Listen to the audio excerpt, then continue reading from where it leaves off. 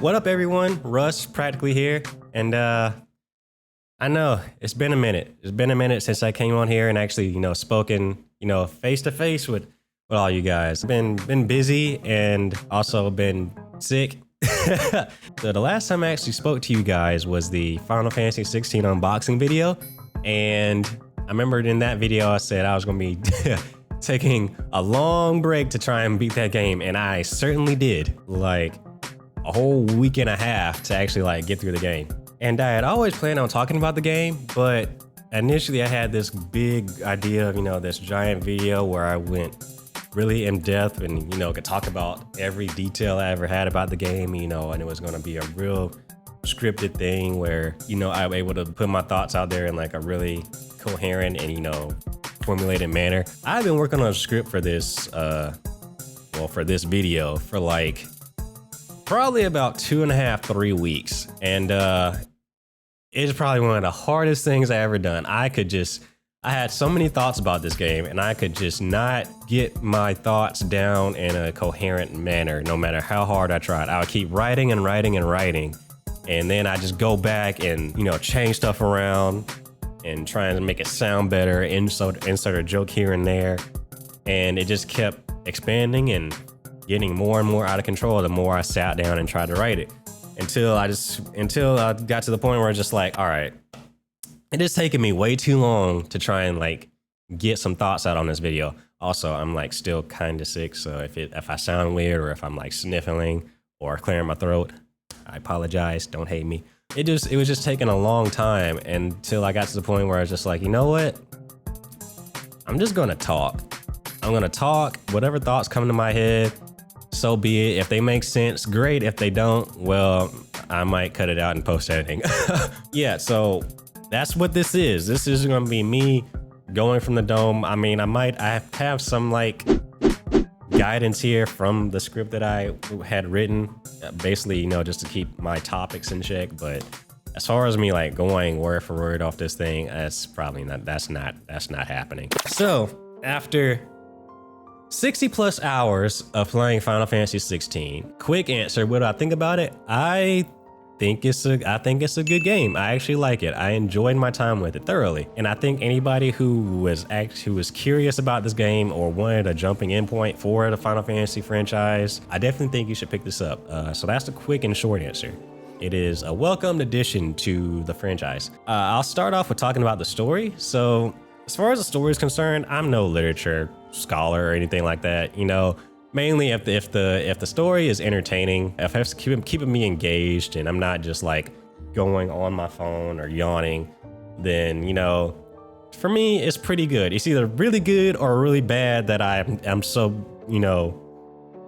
I'm shocked at how bad it is that I just have to keep paying attention. But no, on this front, the game story is actually engaging. For the most part. And by the most part, I mean basically the first half of it is actually, really engaging. You really get behind Clive. Clive, if you don't know, is the main character of the game. This is his story.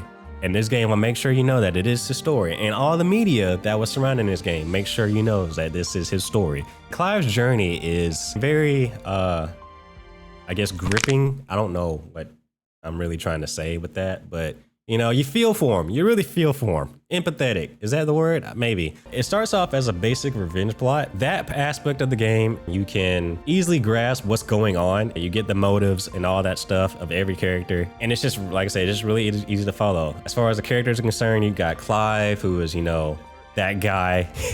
he is him in this story. He is that dude.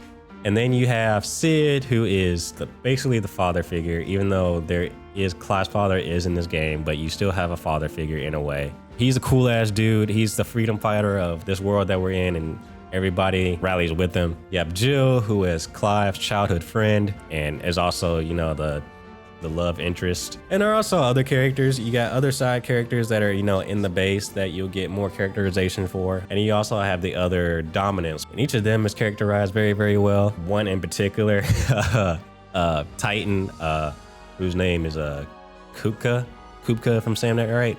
But we call him Cupcake. This guy. All right, so this is a spoiler right here. I'm gonna say it right now. So this guy goes on a whole killing spree because we killed his lover, essentially. We killed his lover. Now, you know, that's an understandable, you know, motivation, you know, that's understandable hurt that you can feel. But the thing is, like, we know from jump that this girl don't want him. Like, she's getting clapped by a whole another dude that, for all we know, is like hundreds of thousands of years old. So there's that. And then on top of that, she don't want him. She wants to do that's with us. She wants it. So like at this point, like, I know like simping is like a controversial thing nowadays, but like for this is simping to an ultimate level. And you know what? He needs to, this is why we don't love these hoes out here, for real. It's like, dude, wake up, wake up. Then you have Dion, who is Bahamut, who is actually a gay character, which is something I actually didn't see coming. I don't know why, like it's not a big deal or anything like that. I was just kind of surprised to see it, but kudos for representation. And then we have Barnabas, who is Odin, right? Who is a guy that's has a lot of who has a lot of mystery behind him. And the story, you know, really delves deep with him and, you know, the final boss, which I won't say. All the characters are done really well. You get why they do what they do. Mainly, like I said, it can get kind of confusing near the end because halfway through, this story changes from a revenge plot to a, I won't say generic gotta save the world plot, but it is a gotta save the world plot. And I mean, it's Final Fantasy, so what do you expect? Like, they all end in gotta save the world plots. But the world really won't save itself. But when that happens, the development of Clive kind of ends. Other characters get development, but it's not enough to keep it going for like the amount of hours it keeps going. So that's where like I kind of started to check out because the plot that they're trying to tell is starting to get confusing with, you know, introducing all the gods and everything else in this world. And it's like when they talk, they don't really say anything. And I get the point is to be mysterious, but you know, you keep someone in the dark for too long, you kind of just lose them. And that kind of happens a little bit. You start to just lose, or at least to me, I just kind of started to lose interest in what was going on because I didn't know what was going on. Finally, when you do get to find out, it is actually, again, intriguing and cool and really good. But like I said, it goes from really interesting to the midpoint where it's like, and then from the midpoint to maybe up to the last fourth, maybe even a bit more, is when it's, you know, it's kind of like, okay, we know where we're going, we know what we're trying to do, but like we're just kind of going through the motions to get to what we're trying to do. Nothing like anything cool is actually happening, you know, at least story wise. And then the end is just like, okay, now we got, you know, different plot threads coming in and different, you know, lore is being told to us, and it's just like, okay, I'm back in now. It's good. I love what's going on here. But I have to say, overall, like I did enjoy the story. I would not say it's bad in any capacity. So now, I would go into gameplay, but real quick about the graphics. This game is fucking pretty. This game is actually absolutely gorgeous. If you play on what's the opposite performance mode? Anyway, graphic mode, I guess, whatever you want to call it, I don't know. But if you play on high fidelity mode, which I don't think you should, but if you do, you'll be treated to some pretty stunning graphics in all the areas, all the models, everything looks fucking great. Like there's not too much to say. All the particle effects looks cool. And even in performance mode, like the game still looks fucking good. And then you just get, you know, roughly 60 most of the time. And actually, before I move on, I must say it is very, very, very, very refreshing to have a game that just fucking works. Like I put the game in and it just worked, and there was no hiccups, there was no glitches, there was nothing, at least not in my playthrough. I've heard some things about people having some issues running the game, but I know as far as it crashing people's PS5s, I didn't have that happen. My experience was smooth as hell, and I am very, very happy for that. It feels like nowadays every game has an immediate patch, or you have to wait for them to come fix it later. Whereas this game, like it was done. It felt like a complete package. Kudos to Creative Business Unit 3. Shout out to them.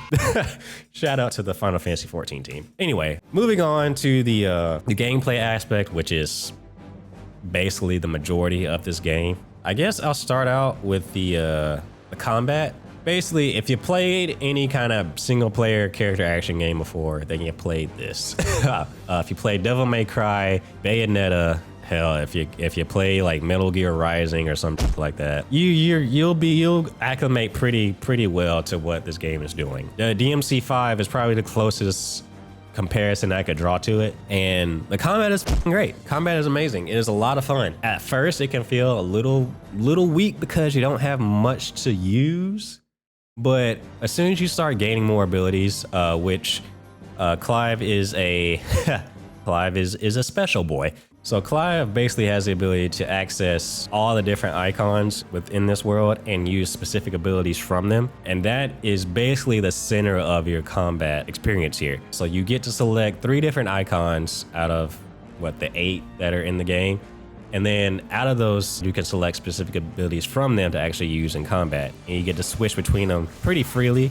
Whenever you do use an ability though, it is on a cooldown, so you gotta be aware of that. This is where the real depth and customization in the combat comes from, because here you can pretty much go freaking crazy and so in depth with trying to figure out the best way to combine different attacks. The key to this combat system is really DPS. Essentially, when you start a fight, your enemies have a stagger meter, and the stagger has been pretty much a standard since 13. And your goal is to basically drain that stagger meter so you stagger the enemy. And then when you stagger them, they basically have no choice but to take that ass when you're about to give them. Fight back, nigga! Fight back, nigga! Fight back! Fight back! You want to try and do as much damage as possible. And this window that you have to do that is like really short. And that's where, you know, combining all these different abilities in like the right order and the proper way, and, you know, minding your cooldowns and, you know, knowing to switch when and where. That's where the real experimentation comes in. And like I've seen videos of people just doing like, I think 300k damage at one point, and it might even be more than that. But to do that, you really gotta have a knowledge of, you know, the combat system and, you know, what abilities combine well with other ones and whatnot. And on top of that, like I said, you have access to several abilities through an ability tree. As you level up and do stuff, you know, you get ability points, and you can spend those to actually gain or acquire different abilities. And on top of that, you can actually upgrade these abilities after you acquire them, so much that you can actually master them. And when you actually master them, you're able... Told you I was sick. Oh God, water, need water. See, this is what I get for talking too much. Okay. Where was I? So when you actually master these abilities, not only are they more powerful, but you're also able to equip them on whatever icon that you want. Each icon has like a set ability that you can't switch, and then you can switch like the other two. So that allows you to use whichever default icon ability that you want, and then use a different ability from different icons. There's so many different combinations. It's so crazy. Like, if diving into like combat and like experimentation and customization and that aspect is like something you're really into, like this will be heaven for you. That's where a lot of the replayability comes from, is from this combat and figuring it out. However, I will say that if you're not into that, I hesitate to say that the combat is boring, but it gets really repetitive. Because I know for me, once I found like a set of abilities that I was pretty comfortable using in like any given situation, like regardless if it was whatever type of enemy it was, I just end up entering every combat encounter with the same mindset of going in, doing this, that, and the third, and, you know, coming out on top, which lends to the fact that this game is actually like really easy. And the devs have gone on the record of saying that they made it this way on purpose because they really wanted the player to focus on the story, which is cool. I understand that. But at the same time, like, would it really been, you know, a problem to have an option there for like a harder difficulty? Because like I said, this game is really easy.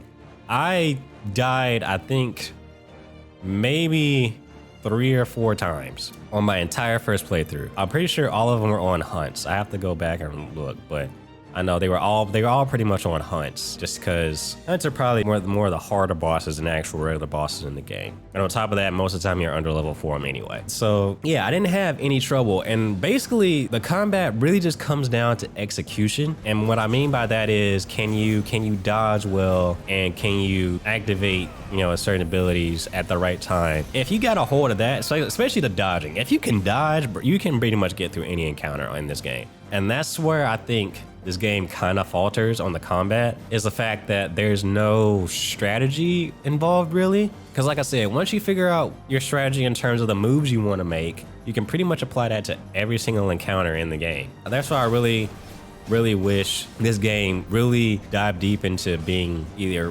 one or the other, because it's trying to be an RPG, but at the same time it's trying to be an action game.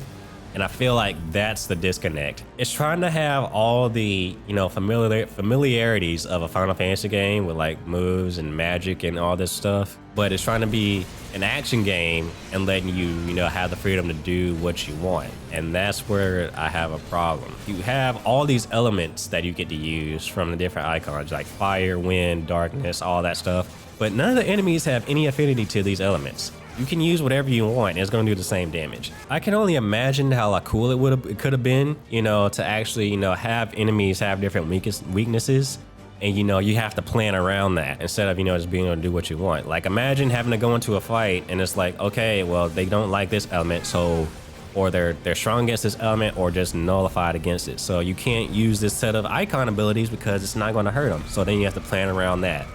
That seemed like it would have been really cool to implement, and it would have changed the combat up to keep you from doing the same thing over and over and over and over again for every single fight. Even going further with that, Clive is a swordsman. You know, that's what they wanted him to be. That's what they said. So that's what you're playing as. And, you know, I'm cool with that. But it would have also been cool to, you know, be able to have different weapon types. Now, you do get different weapons, but you just get different swords. And to be honest, the swords don't change anything really besides your damage. They don't have any special abilities on them at all. You just smack the bitch harder. That's it. So it'd been cool to have either abilities on the weapons that you like, or have different weapon types. Like imagine a lance or a pole or something to where, you know, it could change up your playstyle a little bit. And again, different enemies could have weaknesses and strengths against different weapon types. So you have to switch it up again. It would have kept the game fresh than just having the same loadout over and over again.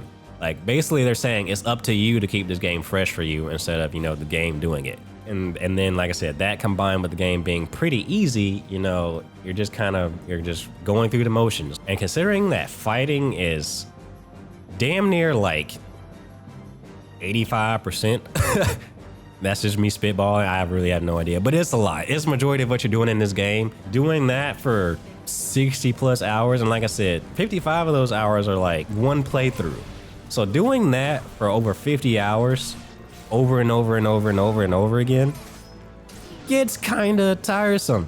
That's why, you know, in like other games like DMC or Bayonetta, like they're like maybe like 8 hours max. That's short enough to where, you know, the experience of fighting fighting over and over again doesn't get tiring and boring. But also at the same time, they still switch it up in that, so you're never feeling that burnt out. Whereas here, that same combat is drawn out for days on end. So at that point, I just don't want to do it anymore. And that leads me into talking about the New Game Plus and the Final Fantasy mode on top of that. So with New Game Plus, you know, it's just typical. So with New Game Plus, it's your typical New Game Plus that you're pretty much accustomed to. You know, start a new game with, you know, your levels and all your equipment, but enemies are, you know, higher level. And then Final Fantasy mode on top of that switches up the combat encounters, so you don't get the same enemies in the same places where you normally would have. And it's supposed to be like the real, you know, hardcore experience for the game.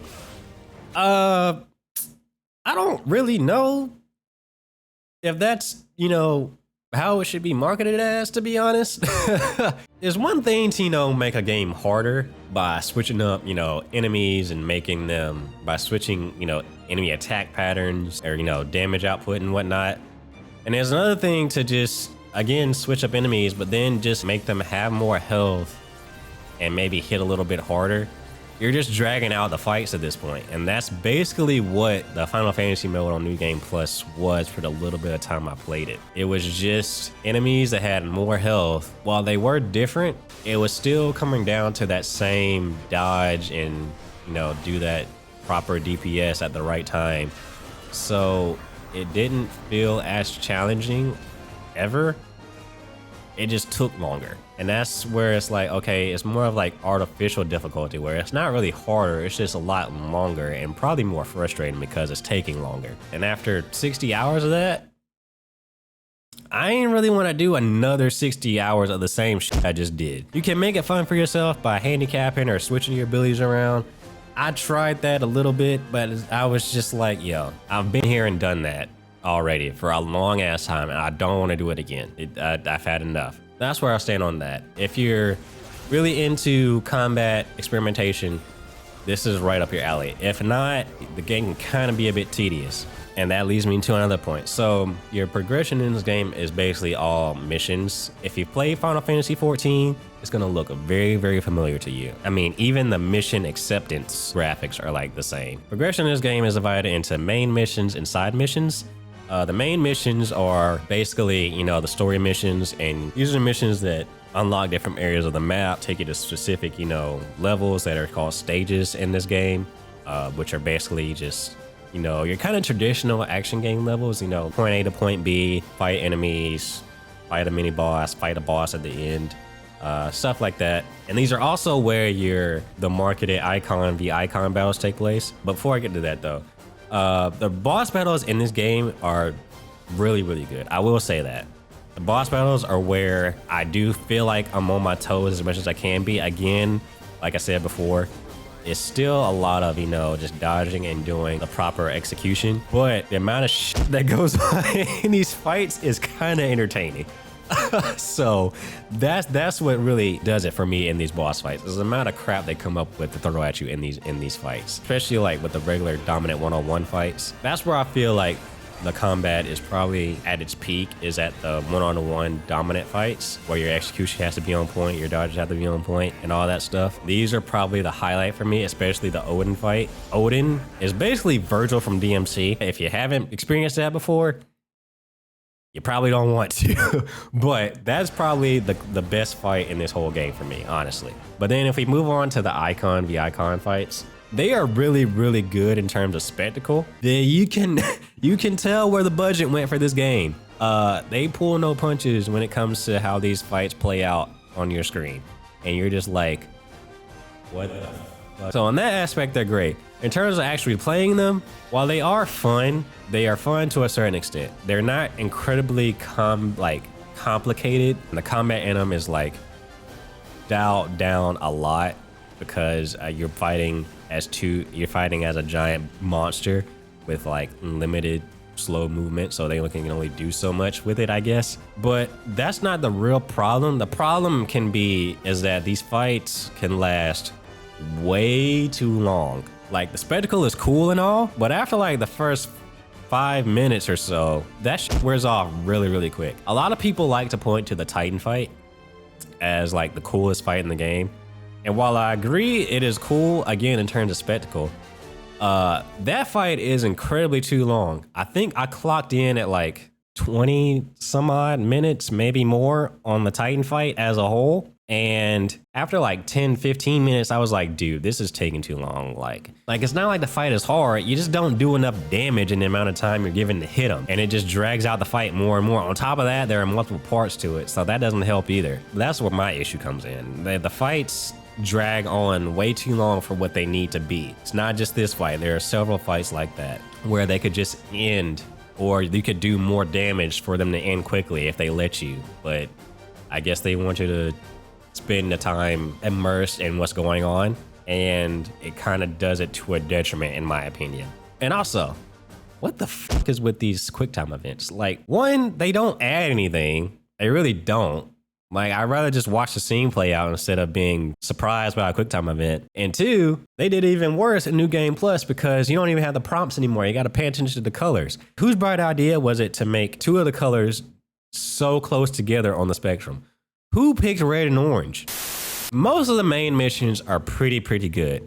I don't have too many complaints. I'm minus like maybe one set here or there where it's like you're not really doing anything. You're just kind of going from person to person, talking and like going here and gathering stuff. The main missions tend to stay away from that kind of stuff. They tend to like, actually have you doing some engaging stuff. The side questing is where a lot of the tedium can come in as well, because there is a lot of side quests in this game. While the contents in terms of, character development and the stories that these side quests provide are actually like really good. There are a lot of missions where a lot of side characters or nobody characters get a lot of development. And that is the great thing about this game, is that every character, no matter how small they are, is treated, very well and like an important person when it's their time to shine. That's the good part. Going on to the negative part though. First of all, a lot of these missions are not fun to do. There's a lot of going here, collect that, going here to fight this. I don't know what you really do for a lot of, side questing, because I know that's kind of, what side questing is. Like, what are you going to ask for? I don't know, but it's just not, it's not the most fun thing to do. And on top of that, you're usually going here, talking to this person, going back here, talking. These missions play really similar to an MMO. Like, these are MMO oh my God. These are MMO missions in a single player RPG. And that aspect there really got to me. There were times where my log was full of these side quests and you have to go here to talk to this person, go back over here, talk to this person, over here, talk to this. There's a whole bunch of fast travel going on during this playthrough. And every time I'd sit and listen to these people talk, I am slowly falling asleep. Like, if I go back, I'm pretty sure there was one time where my eyes were closed and I didn't even realize it until I woke back up. And that was on stream, okay? It's the fact that they're not interesting to do, and when you're talking to people, they have the most roundabout way of getting to the point. Like, they will talk for 3-5 minutes when the point was mentioned either at the beginning or it's mentioned at the end. And it's like, you could have just said this and we could have moved on. Now you can skip all this, but I like, learning about characters and to a degree. So I want to hear what they have to say. But 90% of what they're saying is not actually entertaining. Then you're just sitting there waiting for something cool to pop up and it just takes forever to get through. It feels like the game is wasting my time to a certain extent. If the dialogue was truncated to where, the important stuff was there, I feel like it would be a lot better. That also feeds into the feeling of me not really wanting to play this again, because I don't really want to sit there and listen to these people talk all over again.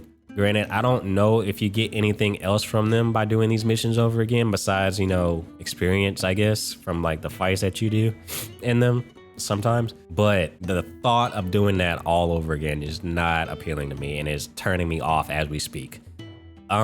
Speaking of the world, this map is actually really, it's not big, but it's actually pretty vast for what you're initially led to believe. Initially, it kind of seems like it's just different, like, small zones that you're able to walk through. But that's mainly because most of the areas, for one, are locked off to story progression. And two, you don't immediately see how all the maps are interconnected to each other. The map of Valistia, which is the world, is basically divided into like 2 continents and 6 nations. And each of those nations, you can think of them as a zone. Each zone is its own map. And there are several checkpoints on that map, which is what you see on the giant world map. I'm saying map a lot, but stick with me here. And so you can fast travel to each of those points, but what you don't realize right away is that each of these zones or nations is actually one giant map that you can walk from one end to the other. And that's actually pretty cool once you realize it. At first, it doesn't feel like that. At first, this world doesn't really feel like a world at all. It feels more of like you're just bouncing from point to point in just a small little area. And you're doing that so much because, again, these missions require you to just jump from point to point to point to point to point all the time. But once you actually like get to explore the maps more, and, having to actually travel across them, you realize that, like I said, you can travel from one end to the other of a specific nation. Now, you can't go from nation to nation like that, which is kind of sad. Like, once you reach the end, like one end of a nation or the other end, it spits you right back up to the world map. which kind of sucks, but that's a minor nitpick. It is a pleasant surprise of how vast these worlds are, especially the desert one. I forget the name of it right now, but the desert world, oh my God, it's fucking massive. And which reminds me, for the love of God, get that chocobo. if you don't do any side quests in this game, get the chocobo. The chocobo is an absolute necessity because Usain Bolt Clive is not. Oh my fucking gosh, we were clowning on this guy so much for how slow he runs. It is painful to run across these places on foot. So that's another thing. I would fix Clive's run speed a bit. Even with the dash that he has, which, go figure, is literally the same dash that he has and that Dante has and everybody in the MC5. Anyway, enough comparisons. One, make him move a bit faster, and two, not have the dash be something you gotta constantly move into. Like, the way the dash works is that you start running and then he just starts dashing after a certain amount of time. Like, I think after like 10 seconds or something like that. Just let me click the button and let him dash, please. Like, the world is way too big to be doing that kind of BS, honestly. But yeah, I think that's about it for what I wanted to say on this game. This whole game is basically Creative Business Unit 3 saying, we don't give a fuck. This game is bucking all the trends of a Final Fantasy game. You got the M rating, for one, profanity. There's enough of it. Got blood and gore, there's a lot of that. Nudity, hell yeah. And then apparently there's, possible human god intercourse. But we're not gonna talk about that. This whole thing was just like, okay, this is what you know about Final Fantasy. Fuck that. This is what we think Final Fantasy should be. And you know what? For the most part, it worked. I would say this game worked. When this game is hitting on all cylinders, it is hitting really, really well. But when, it faces those troughs and, down moments, it kind of struggles to keep your attention good enough to reach back into that high point. That climb back to the high point can be really, really, really, really tough. But again, once you get to that high point, it's fucking great. And you wish you could stay there or stay close to it, but it constantly ebbs and waves, and it honestly ebbs and waves a bit too much for the length of the game. I don't think that this is a bad game. Again, if you're interested in Final Fantasy at all, I'd say this is definitely one to try, especially if traditional turn-based games have turned you away, or like strategizing has turned you away. All the things I mentioned are not actually like necessary to go through. Like, you can skip a lot of the cutscenes, you can skip a lot of the talking and just do the plain action stuff. So it's not like a giant barrier. But if you care about that kind of stuff, that's where it's just like, okay, it's a good game, but these things over here kind of sour the experience to a degree, at least for me and people who think like I do. I will say, I don't really want them to make another game like this one. And when I say that, I'm not talking in terms of, making another action Final Fantasy game. If they want to make another action Final Fantasy game, I'm all here for it. But if they want to do that, I think they should just really go for the action aspect of it. Because they still, like I said, they still tried to RPG this game because, they didn't want to scare all the traditional RPG, Final Fantasy RPG fans away. You still got your stats and stuff. You still got your equipment, still got your levels and, like I said, abilities. But if they kind of went full action and did away with a lot of that and made it a more tight experience that felt fresh, like I was mentioning before, I feel like it would work. Now, will a lot of traditional Final Fantasy fans be okay with that? Probably not. I was honestly one of the skeptics of this game because of the single character and the action. I was okay with the action, but the single character was what got me, which, I still wish that you were able to control the other characters that join you in the fight. I mean, you have Torgal, who is honestly the MVP of this entire game. Torgal is the GOAT. Torgal, he's not a GOAT, he's a dog. But you know what I mean. Torgal is a shit. For me, Final Fantasy has always been about, the cast of characters that you get to play with. And you really feel by yourself. Even when they're fighting with you, it feels like you're a party of one, because they don't really do much at all. If they do action, hopefully, maybe they can either get rid of the other party members altogether, or if you're gonna add them, let them be like playable in some type of way, like have character switching or something like that. Like in other action games, you get to play different characters. That's what I hope for if they continue with like this action route. I honestly, like every game, I just want the next one to be different. I want them to try something new again. I don't want them to ever tread back on what might have been successful before. I want them to keep trying different things in this franchise, because that is probably the core of this franchise for me, is that everyone is different to some extent. And people that love this franchise should really embrace, you know, the fact that each one is different. It may not be like the strongest. It may not be your cup of tea all the time, but the fact that they are not scared to just change things up after so many years is what keeps this franchise fresh and why I really like it so much. So yeah, I just hope that whatever route they go down, it is something different and new, and I can't wait to see it. But as far as Final Fantasy 16 goes, I'd like to know what you guys thought about it. I'd like to hear your thoughts on the story, the combat, the progression, all those things. If I missed something, let me know what I missed, and I'll give you my thoughts on it if you care to know. And let's just have more discussion around this game.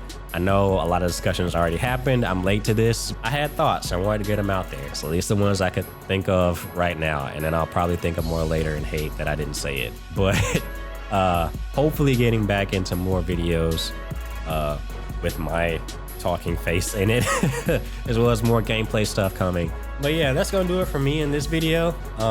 If you haven't already, go ahead and hit that subscribe button, like, share, all that good stuff, and I'll catch you guys in the next video. My name's Russ, Practikally.